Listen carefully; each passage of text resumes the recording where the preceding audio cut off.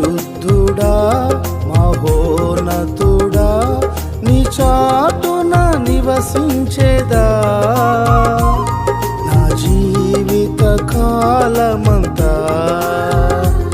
నీ చాటున నివసించేదా నా జీవిత కాలమంతా. మన ప్రభువును రక్షకుడైన యేసుక్రీస్తు శ్రేష్టమైన నామములో ఈ ప్రత్యేక ప్రార్థన కూడికి వచ్చి మీ అందరూ కూడా నా హృదయపూర్వకంగా తెలియజేస్తున్నాను. మీ అందరూ నా దేవుడు దీవించును గాక. నా ప్రియ స్నేహితులు జయరాజన్న గారిని కిరణాన్న గారిని కూడా ప్రభు ఆశీర్వదించును గాక. వారు చేసిన పరిచర్య నీరు కట్టి ఫలింప చేయును గాక. శ్రద్ధగా ఒక 10 నిమిషాలు ఒక చిన్న మాట జ్ఞాపం చేయాలని నా హృదయ ఆశ. దానికి సంతోషంగా అంగీకరించి జయరాజన్న గారు నాకు మౌత్ ఇచ్చాడు. దాన్ని బట్టి ప్రభుకే మహిమ కలుగు. సంతోషం ఇచ్చావుగా ఆమె. అమ్మో అవును నిజమే, వాస్తవానికి త్వరగా ముగించేసాడు. సరే, ఆదికాండం 6వ అధ్యాయము 9వ వాక్యాన్ని ఒకసారి చదువుకుందాం. ఆదికాండం 6వ అధ్యాయము 9వ వాక్యం. నోవాహు నీతిపరుడును తన తరములో నిందారహితుడై ఉండెను. నోవాహు దేవునితో కూడా నడిచినవాడు. చాలు, ఒక చిన్న ప్రార్థన చేసుకుందాం. మహాపరిశుద్ధుడైన తండ్రి, ప్రేమ నమ్మకం కలిగిన మా దేవ, దైవజనులు నిలబెట్టుకొని మా హృదయాల్లో ఉండిపోయే సందేశాన్ని మీరు మాట్లాడినారు. దైవజనులు నిలబెట్టుకొని మా ఆత్మలు పిండే ఆరాధన మీరు జరిగించినారు. నిజంగా మా భాగ్యం ఎంత గొప్పది నాయన. అయ్యా, ఎన్నిక లేని వాళ్ళము, యేసయ్యని పిలవటానికి అర్హత లేని వాళ్ళము, అయినా మమ్మల్ని నిలబెట్టుకున్నారు. దేవుని బిడ్డలు పొద్దున్నుంచి వండుతూ ఊడుస్తూ కడుగుతూ తుడుస్తూ ఎంతో పరిచయం చేస్తున్నారు. దాన్ని బట్టి కూడా వాళ్ళకి ప్రతిఫలం ఇవ్వండి. నువ్వు ప్రతిఫలం ఇచ్చే దేవుడివి. ప్రభువునందు మీ ప్రయాస వ్యర్థం కదన్న వాక్యాన్ని వారి జీవితాలు స్థిరపరచండి నాయన. ఎప్పట్లాగనే నేను బతుకులాడుతున్నాను. నేను మాట్లాడితే ప్రయోజనం లేదు. నేను మాట్లాడే ప్రతి మాట గాల్లో కలిసిపోతుందయ్యా. మీరు మాట్లాడే ప్రతి మాట హృదయాలు నిలిచిపోతుందయ్యా. మీరు మాట్లాడమని కృప చూపించమని యేసు నామములో ప్రార్థన చేస్తున్నాను తండ్రి, ఆమేన్. వాక్యానికి వ్యతిరేకం పనిచేస్తున్న ప్రతి దురాత్మక శక్తులు బంధించబడునుగాక, ఆమేన్. చాలా శ్రద్ధగా ఉండండి. చాలా విలువైన మాట చెప్తాను. బయట ఎక్కడ దొరకని మాట మీకు చెప్తాను. కొట్లలో దొరకవు, పండగలో దొరకవు. చాలా విలువైన మాట. ఒకవేళ ఈ మాటలు కనుక మీరు నిర్లక్ష్యపరిచినట్లయితే మీ జీవితం వేస్ట్ అయిపోయినట్టే. దేవుడు నాతో మాట్లాడాడు, ప్రభా, ఈ 2020 సంవత్సరం మా జీవితాలు ఫలభరితంగా మార్చబడాలంటే, ఫలించే కొమ్మలుగా ఉండాలంటే, ఆకు వాడిన జీవితాలు మేము చేయాలంటే, మా పక్కన నువ్వు ఉండాలంటే మేమేం చేయాలంటే, ప్రభువు నాతో చెప్పిన మాట ఏందో తెలుసా? చెప్పాలి. ఏంది? నిందలేని జీవితం చేయాలి. పక్కన సాగులు చెప్తున్నారు కదా, ఇంకోసారి చెప్పండి. ఏం చేయాలి? ఇది ప్రభువు చెప్పాడు.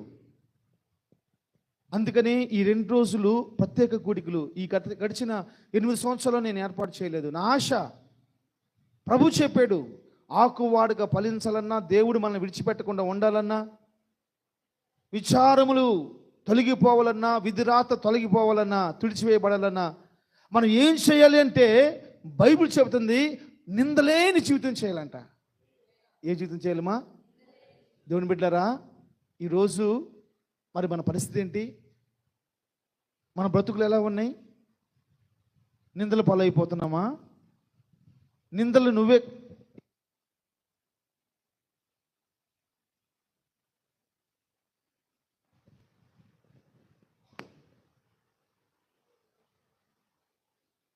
నిందలేని జీవితం చాలా ప్రాముఖ్యమైంది.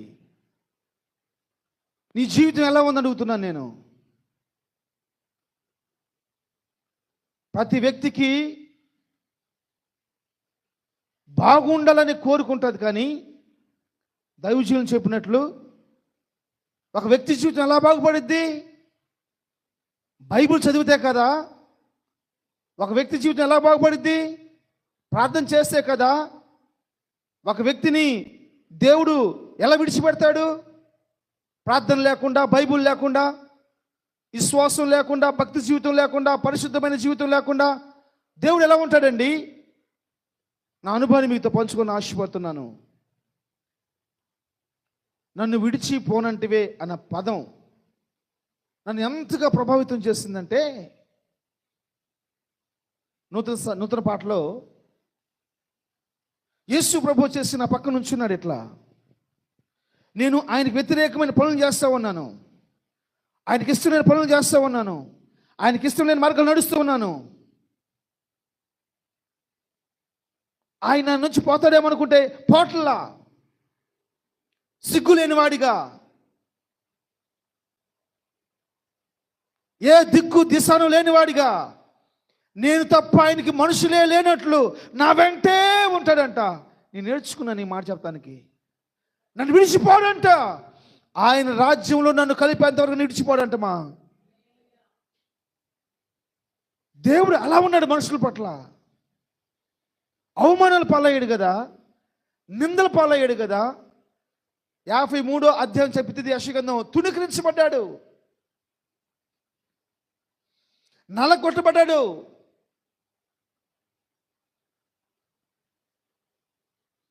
విశ్వాస జీవితం చేస్తున్న మన జీవితంలో మనం నేర్చుకోవాల్సిన సత్యం ఏం తెలుసా?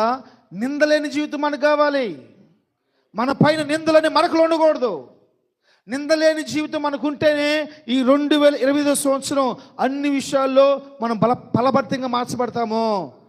నేను చెబుతున్నాను సత్యం. అది నేనైనా, మీరైనా, ఇప్పటి వరకు ఆరాధన చేసిన దైవజనులైనా, ఇప్పటి వరకు వాక్య సందేశాన్ని బోధించిన సావుకులైనా, ఎవరైనా కావచ్చు, నిందలు పడకూడదు. అంతే. వాళ్ళు నిందరహితులుగా మార్చబడాలి. దేవుడు చెప్తున్నాడు ఏం చెప్తున్నాడు తెలుసా? నోవాహు నీతిపరుడును తన తరములో ఎన్ని సంవత్సరాలు చెప్పండి? అది మీ బైబిల్ రాస్తుంది, నా బైబిల్ అట్లేదు. 5వ అధ్యాయము 32 వచనం. మీ బైబిల్లో ఉన్న చదవకండి, అందరి బైబిల్లో చదువుకుందాం. ఎన్ని సంవత్సరాలు? పెద్దగా చెప్పండి, సిగ్గు లేకుండా చెప్పండి, పెద్దగా చెప్పండి. ఎన్ని సంవత్సరాలు సుగిత్తు? 5 సంవత్సరాలు. అది వాడి బైబిల్లో అది పెట్టదంట. వాడి బైబిల్ ఎట్టొద్ది? వాడి బైబిల్లో 5 సంవత్సరాలు, వాళ్ళ చుట్టాల బైబిల్లోనేమో 120 సంవత్సరాలు, నా బైబిల్లోనేమో అందరి బైబిల్లో 500 సంవత్సరాలు రాస్తుంది. ఎన్ని సంవత్సరాలు? 1 రోజు కాదు, 2 రోజులు కాదు, వారం కాదు, 10 రోజులు కాదు, నెల కాదు, సంవత్సరం కాదు, 10 సంవత్సరాలు కాదు, ఒక జీవితకాలం కాదు, 500 సంవత్సరాలు నిందారహితంగా బతికడంటండి. ఎలా సాధ్యం? ఎలా సాధ్యం అండి? ఈ లోకం ఎలా ఉంది? చదవండి, కింద చదవండి. 11 వచనం, 11, 12 వచనం చదవండి. భూలోకము దేవుని సన్నిధిని, ఒక వ్యక్తి భూలోకమంతా దేవుని సన్నిధిని చెడిపోయి ఉన్నప్పుడు ఎవరండి 500 సంవత్సరాలు నిందారహితంగా, నిందలేని జీవితం జీవిస్తారు? భూలోకం దేవుని సన్నిధిన చెడిపోయి ఉంది. ఎవరు జీవిస్తారు? ఎవరు జీవిస్తారు?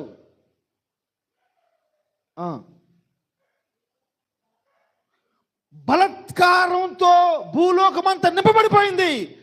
ఎవరు 500 సంవత్సరాలు, 50 సంవత్సరాలు మనం నీతిగా బతకలేకపోతున్నాం. అరే డిసెంబర్ 31 తారీఖు రాత్రి చేసే తీర్మానం, తెల్లర్లకి కాకెత్తుకుపోయిందో, కోడెత్తుకుపోయిందో, ఏమి ఎత్తుకుపోయింది అర్థం కావట్లా. ఆ తీర్మానాలు మొత్తం ఈ జీవితం అనే పుస్తకం తెరిస్తే, జీవగ్రంథంలో నీ పేరు తెరిస్తే ఎన్ని నిందలు నా పైన, నీ పైన ఉన్నాయండి. దేవుడు రాసుకున్న పుస్తకంలో ఉన్న నిందలు వేరే, సాతాను గారు నీ పైన వేసే నిందలు వేరే. మోషే మీద నిందలు వేసాడండి.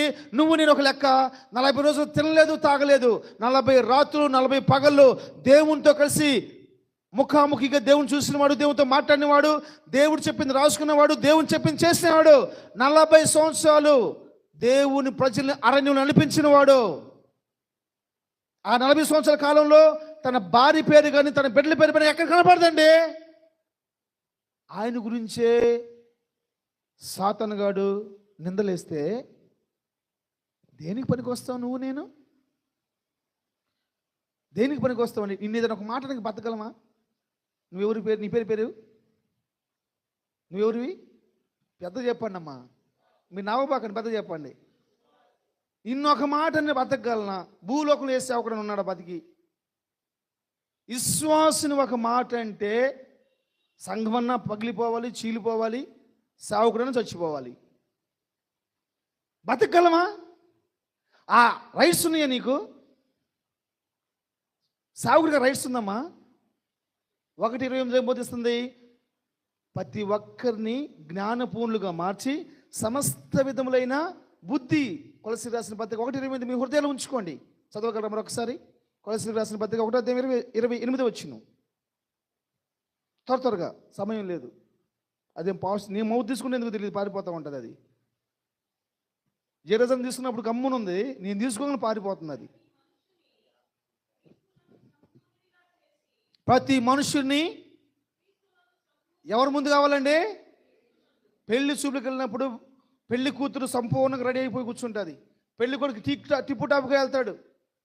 వాళ్ళు ఎలా సంపూర్ణంగా ఉంటారో నిన్ను విశ్వాసిని ఒక దైవజనుడు సంపూర్ణంగా మార్చి యేసయ్య ముందు నిలబెట్టాలి. అప్పుడు యేసయ్య చూసేసేసి నిన్ను సంతోషపడాలి. ప్రైజ్ ది లార్డ్, హల్లెలూయా. వాళ్ళకే ఇవ్వక నాకే చూడండి ఎలా ఉందమ్మా భూలోకం? చెడిపోయింది. ఎలా ఉంది? బలాత్కారంతో పట్టబడిపోయింది.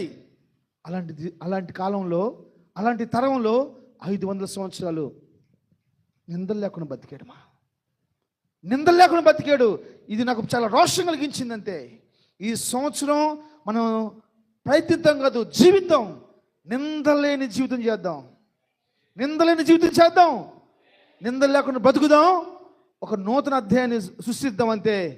డిసెంబర్ 31వ తారీఖు రాత్రి సాక్ష్యం చెప్దాం, ఈ సంవత్సరం నేను నిందలు లేకుండా బతికాను. ఒకరి చేత ఏలెత్తుకొని చూపించుకుంటే నేను బతకలేదు.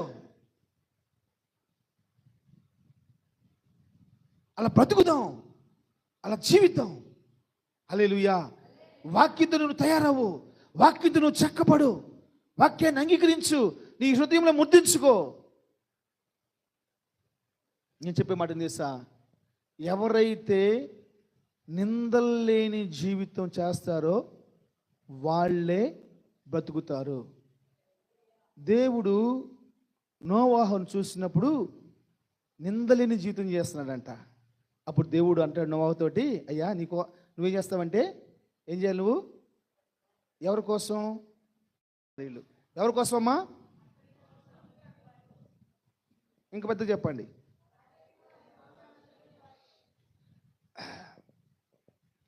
గుర్తుపెట్టుకోండి, తన ఇంటి వారి కోసం కాదు,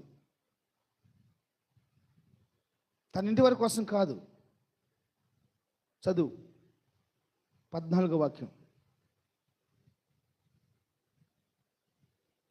6:14. స్థితిసారపు మానుతో ఎవరి కోసం? ఎవరి కోసమమ్మా? నిందారహితంగా బతికిన వాళ్ళ కొరకు. ఎవరి కోసం అన్న చెప్పాడు ఆల్రెడీ. నిందారహితంగా బతికిన వారి కోసం. నీ కొరకు వాడు కట్టుకో.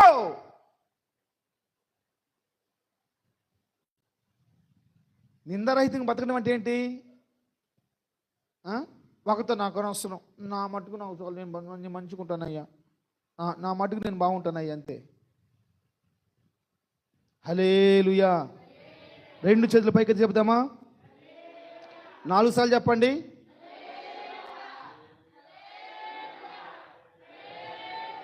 పెద్దగా చెప్పండి.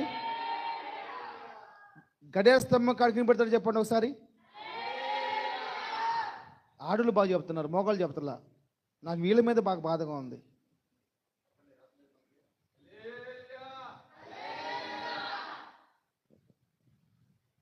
సేవకుల మాటకు లోపడతాం చాలా ఆశీర్వాదం నాన్న. మీరు చెప్పినప్పుడు ఎందుకు మీకు సిగ్గు? రోడ్లో పోయి చూడు, అసలు ఎంత సంతోషంగా ఉన్నారు వాళ్ళు.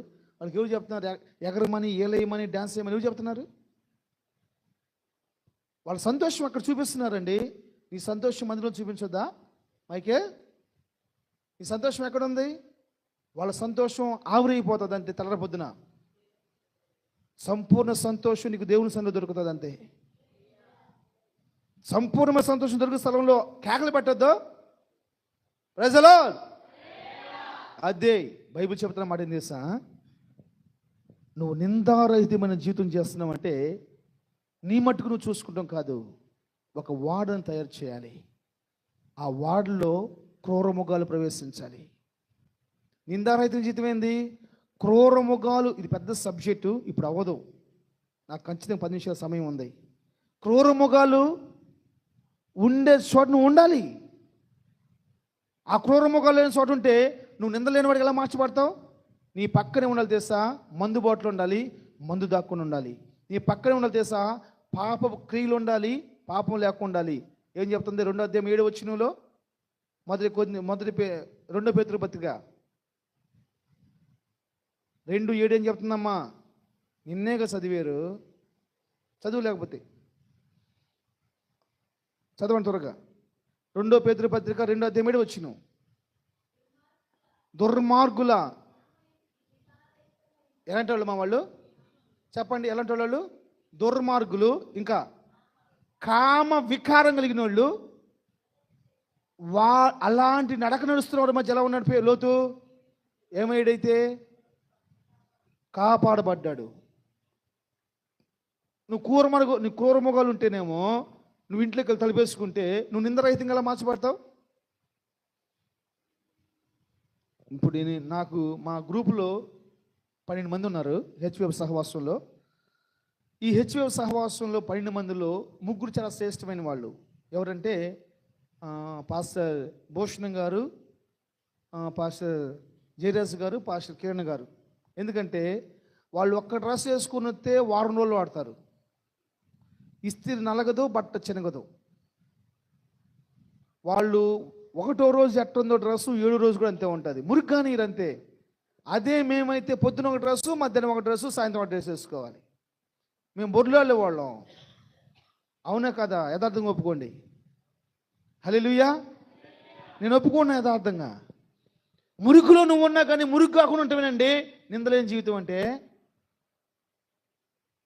బైబిల్ చెబుతుంది నీ కొరకు ఏం చేయాలి? వాడిని కట్టుకో. నీ అంటే ఎవరు? నిందారహితంగా జీవించే వాళ్ళు మాత్రమే వాడు కట్టుకోవాలి. ఆ వాడు కడితే మామూలు విషయం కదా. 75 సెంట్లు 3 అంతస్తుల బిల్డింగు. ఎన్ని సెంట్లు చెప్పాలందరూ? 75 సెంట్లు 3 అంతస్తుల బిల్డింగు. 3 అంతస్తుల బిల్డింగు. 70 సెంట్లు ఒక లెక్క, 3 అంతస్తులు ఒక లెక్క, ఇంకో లెక్క ఉంది. ఏం లెక్క తెలుసా? నీ ఇష్టానుసారం కట్టకూడదు. ఏమా మొక్కమాట పడబాక తల్లి, దేవుని చెప్పినట్టు కట్టాలి.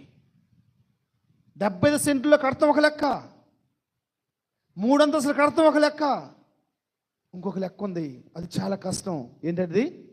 దేవుడు చెప్పినట్టు కట్టాలి. ఎప్పుడైతే ఆ వాడ కడతానికి ప్రారంభించేసాడో, ఆ వాడ కడుతున్నాడో ఒక్కడే, అప్పుడు వచ్చింది వాళ్ళ ఆవిడ. ఏమండి ఏంటండి చేస్తున్నావు? ఏం లేదమ్మా, రాత్రి పడవ కట్టమని చెప్పాడు యేసయ్య, పడవ కడుతున్నాను. అందుకే అన్నవింది పోయింది. తిక్కలోడి చేసుకుంటున్నాడులే, మన మాట ఏంటమ్మా డాడీ మన మాట వినడో అని చెప్పిపోయింది. అంతలో వాళ్ళ పెద్ద కొడుకు వచ్చాడు. డాడీ ఏం చేస్తున్నావు డాడీ అంత వెళ్ళిపోయాడు కొడుకు. పెద్ద కొడుకు వెళ్ళిపోయాడు, చిన్న కొడుకు వెళ్ళిపోయాడు, మూడోవాడు వెళ్ళిపోయాడు. పెద్ద కోళ్ళు వచ్చింది అంతే వెళ్ళిపోయింది, చిన్న కోళ్ళు వచ్చింది అంతే వెళ్ళిపోయింది, మూడో కోళ్ళు వచ్చింది అంతే వెళ్ళిపోయింది. కానీ ఎడతెరిపి లేకుండా 11వ అధ్యాయం 7 వచ్చును. హెబ్రీయులకు రాసిన పత్రిక 11వ అధ్యాయం 7 వచ్చును. త్వరగా ప్లీజ్, మళ్ళీ జీరజన్ అని తిడతాడు. అమ్మా,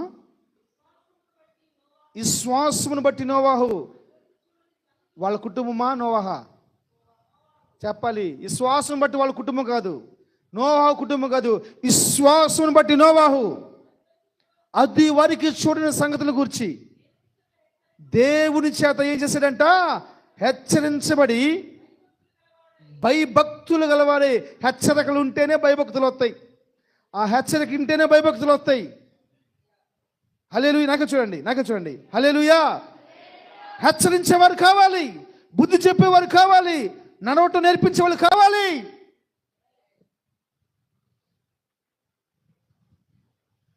జాగ్రత్తగానండి. వాళ్ళందరూ వెళ్ళిపోతున్నారు. అట్లా నోవా కష్టపడతా ఉన్నాడు. విశ్వాసమును బట్టి నోవాహు అని రాస్తుంది.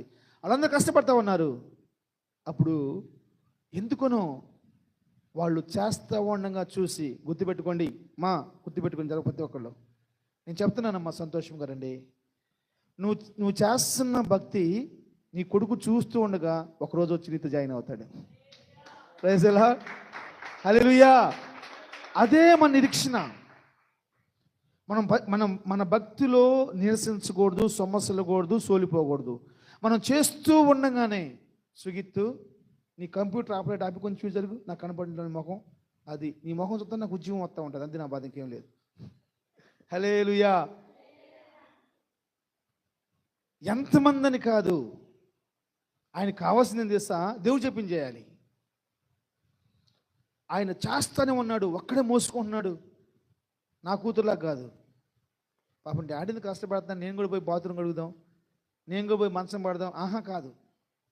నేను చెప్పాను, నేను జక్కరయ్య పౌలు కనుక ఉంటే నేను ఏ పని చేస్తున్నా నన్ను పని టచ్ చేయనీరు, అసలు టచ్ చేయనీరు, పక్కన కూర్చోబెడతారు అంతే. పాపం బిడ్డలు దాన్ని బట్టి ప్రభుకు మహిమ కలుగును గాక. సుగితు జాషువా కూడా అంతే. నేను ఏదైనా చేస్తా ఉన్నానుకో, చేయని ఎడ చేస్తారో చూద్దాం అంటారు. ఇక మైకులు అయితే చెప్పాల్సిన అవసరం లేదు. డాడీ బాగా చేసేవు డాడీ అంటాడు. హల్లెలూయా. డాడీ ఇట్టు కూడా చేయొచ్చు కదా డాడీ అవసరం అయితే. నోవాహు అలా చేస్తూ ఉండగా వాళ్ళ కొడుకు చూశాడు, పెద్ద కొడుకు వచ్చాడు. డాడీ నేను కూడా ఇది చేస్తాను డాడీ. ఏమనలా, పోయి కర్ర తెచ్చుకోపో అన్నాడు. Praise the Lord. నువ్వు కర్ర తెచ్చుకోపో అన్నాడు. నిందారహితుడిగా ఉండి తను చేస్తున్నటువంటి ఆ గొప్ప దేవుని పని ఒక్కడి కోసమే. నేను అనుకుంటాను, నాకు అలాంటి ఒక ఆత్మను ప్రభు దయచేయను గాక. ఆయన కర్రలు మోసుకుంటూ, కర్రలు కోసుకుంటూ, కర్రలు కట్టుకుంటూ, ప్రభువా నా ఒక్కడి కోసం అన్నావు నా భార్య ఏంటయ్యా, నా ఒక్కడి కోసం అన్నావు నా భర్త ఏందయ్యా, నా ఒక్కడి కోసం నా పెద్ద కుమారుడు కోళ్ళు, నా చిన్న కుమారుడు కోళ్ళు, నా మూడో కుమారుడు కోళ్ళు ఏంటయ్యా, ఈ ఊరు ప్రజలు ఏంటయ్యా, ఈ ఊరు ప్రజలు ఏంటయ్యా అనుకుంటా ఒక్కొక్కర్ర కట్టుకుంటూ పోతున్నాడేమో, బహుశా ఒక్కొక్కర కట్టుకుంటూ పోతున్నాడేమో. అందుకని బైబిల్ చెప్పింది 7వ అధ్యాయం మొదటి వచనం వచ్చేలేకే, 7వ అధ్యాయం మొదటి వచనం, ఈ తరము వారిలో నీతి మంతుడు ఉండటం చూసి తిని. Praise the Lord. ఏంటి ఇందాకేమంటున్నాడు, నిందారహితుడు, ఇప్పుడు నీతిమంతుడు. ఏం నీతి? నీతి ఏం చేస్తామ్మా? ఏం నీతి? నీతి ఏం చేస్తా? నా భార్య సంగతి ఏంటయ్యా, నా కుమారుడు సంగతి ఏంటయ్యా, నా కోళ్ళ సంగతి ఏంది, పెద్ద కోళ్ళ సంగతి, నా 2 కోళ్ళ సంగతి ఏంది, నా 2 కుమారుడు సంగతి ఏంది. పక్కనోళ్ళ కోసం పట్టుకుంటమే నీతి, పక్కనోళ్ళ కోసం పట్టించుకుంటమే నీతి. హల్లెలూయా. రేపు కూడా అద్భుతమైన సందేశాన్ని దైవజనులు మనకు ఇవ్వబోతున్నారు. రేపొద్దున మందిరమంతా ప్రజలతో నింపబడుగాక. నువ్వేం చేస్తా? ఏం చేస్తామ్మా? అయ్యా నేను ఖచ్చితంగా, నువ్వు మొదలుపెట్టు 9 గంటలకు రాబోతే అప్పుడు 7 గంటవా? నువ్వు మొదలుపెట్టు 7 గంటలకి, నువ్వు ముగింపు ప్రార్థన చేసి 9 గంటలప్పుడు నేను లేకపోతే అప్పుడు 7 గంటవా? ఏంది మన నీతి పనులండి? ఏంది నీ నీతి కార్యాలు? చదువుమా. ఈ తరం వారిలో నీవే నా ఇతరు నీతిమంతుడు ఉండుట చూశాను కాబట్టి కనుక నీవును నీ ఇంటి వారును. Praise the lord. హల్లెలూయా. చప్పలు కొట్టి ప్రభువుని మహిమపడదామా? ఎప్పుడు? తన కొడుకు కోసం, కోళ్ళ కోసం, భార్య కోసం, పెద్ద కొడుకు కోళ్ళు, చిన్న కొడుకు కోళ్ళు, మూడో కొడుకు కోళ్ళ కోసం ఆయన అడుగుతూ ఉండగా, మాట్లాడుతూ ఉండగా, ప్రార్థన చేస్తూ ఉండగా, పడవ కడుతూ ఉండగా ఆయన చూసేసి, నిజంగా నోవాహు నువ్వు నీతిమంతుడివేరా, నీ కోసం అనుకున్నాను, ఇప్పుడు నువ్వేం చేస్తావంటే చెప్పాలి. ఏం చేస్తావంటే నీ కుటుంబం మొత్తం బయలుదేరండి. ఒక్కడే ప్రారంభం. యేసు ప్రభు ఒక్కడే వచ్చాడు భూలోకానికి. ఆయన రాజ్యం సమీపిస్తుందని ప్రకటించాడు. 12 మందిని ఏర్పాటు చేసుకున్నాడు. ప్రపంచం వాళ్ళ ద్వారా పరలోక రాజ్యంగా మార్చబడిపోతుంది. ప్రపంచం పరలోక రాజ్యంగా మార్చబడిపోతుంది వాళ్ళ ద్వారా మాత్రమే. హల్లెలూయా. దేవుని బిడ్డల వాక్యం ఉన్న మీ జీవితంలో ఒక చలనం రావాలని చెప్తున్నాను. మనం నిందలేని జీవితం చేయాలి. నిందలేని జీవితం చేయాలండి. బైబిల్ నీ గురించి నేను చెప్తున్నాను. ఒక మాటనండి, ఒక మాట. మీరందరూ ఎవరు చెప్పండి? మీరందరూ ఎవరమ్మా? మేము కూడా విశ్వాసులమే. మనందరం ఎవరు చెప్పండి? మనందరం ఎవరు అమ్మా? కొంచెం సౌండ్ పెంచండి. చాలా సంతోషం. ఇప్పుడు మనం గనక నోవాహు తరంలో ఉంటే, హేమిమా గ్రేస్ మేడం గారండి, ఈ తరమంతలో నువ్వు నీతిమంతుడిగా ఉంటూ నేను చూసానని చెప్తారంటావా? కిరణ్ గారండి, ఈ తరమంతలో నువ్వు నీతిమంతుడిగా ఉన్నావని చెప్పేసి అని చెప్తాడంటావా? ఆ నమ్మకం ఉందా? ఈరోజు జీవిస్తున్నామా? ఆ రోజు ఏం తెలియదండి. ఆ రోజు ఏం తెలియదు. ఈరోజు బైబిలు, జ్ఞానము, పరిశుద్ధాత్మ అభిషేకము, సేవకులు నడిపింపు, పాప క్షమాపణ ఎన్నున్నాయి ఈరోజు. ఆ రోజు ఏమి లేని వాళ్ళ పేర్లు బైబిల్లో ఉన్నాయి. ఈరోజు అన్నీ ఉన్నాయి. మనకి ప్రభు అనుకూలపరిచాడండి అన్నీ. ఆ రోజు కూర వండుకోవాలంటే కాసుకుని తింటమే కదా ఆ రోజు. ఈరోజు పచ్చి మాంసం తినేవాళ్ళు అండి. ఆ రోజు పచ్చి మాంసం, పచ్చి ఆకులు తినేవాళ్ళు, పశువులకు తినేవాళ్ళు పచ్చి ఆకులు. ఈరోజు వండుకోవడానికి పాత్రలు ఇచ్చి, కోసుకుంటానికి కత్తులు ఇచ్చి, మసాలా వేసుకుంటానికి మిక్సీలు ఇచ్చి, ఎంత మార్చాడండి దేవుడు, ఎంత జ్ఞానం ఇచ్చాడండి. రుచిగా నువ్వు తింటా ఉన్నావు ఈరోజు. అలాగనే ఆ రోజు ఆత్మీయ జీవితానికి, ఈరోజు ఆత్మీయ జీవితానికి ఒకవేళ ఈరోజే కనుక నోవాహు గారు మన తరంలో ఉన్నట్లయితే మన పేర్లు పక్కన ఉంటాయా? 100 సంవత్సరాల వయసులో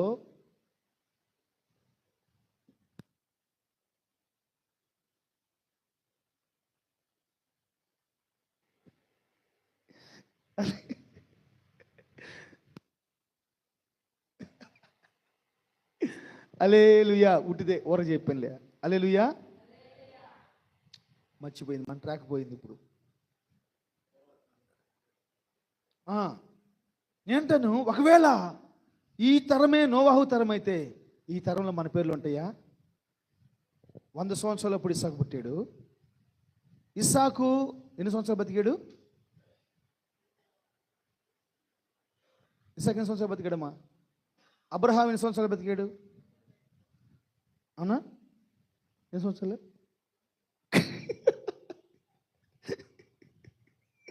120 సంవత్సరాలు బతికాడంట. అబ్రహాము 170 సంవత్సరాలు బతికాడు. ఇస్సాకు 180 సంవత్సరాలు బతికాడు. యాకోబు 137 సంవత్సరాలు బతికాడు. బైబిల్ చెప్తున్న సత్యం ఏం చేస్తా?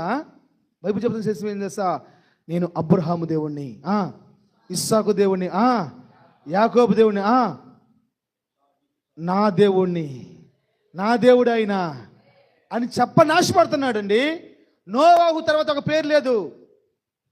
నోవాహు తర్వాత పేరు లేదు. మీరు చదువుకున్న బైబిల్లో నోవాహు తర్వాత అబ్రహాం వచ్చేంత వరకు మధ్యలో ఎంతమంది పుట్టారండి? ఎవరి పేర్లు లేవు. చూడంగానే దేవుడు మాట్లాడాలనిపించేవాళ్ళు, చూడంగానే దేవుడు అభిషేకించాలనుకున్న వాళ్ళు, చూడంగానే నా సేవకు రా అని పిలుచుకునే వాళ్ళు నోవాహు తర్వాత ఎవరు లేరు. అబ్రహాం వచ్చేంత వరకు. ఈరోజు వాక్యం వినడానికి ఇష్టపడుతున్న నీవు, నేను నేర్చుకోని సత్యం ఏంటి తెలుసా? ఒక్కరితో ప్రారంభించబడిపోయింది. ఒక్కరితో ప్రారంభించబడు 8 మంది అయ్యారండి. ఆ 8 మందిని ప్రభువులు చెప్తున్న 8వ అధ్యాయం మొదటి వచనంలో వారందరినీ ప్రభు జ్ఞాపం చేసుకున్నాడంట. 8వ అధ్యాయం మొదటి వచనం చదవండి.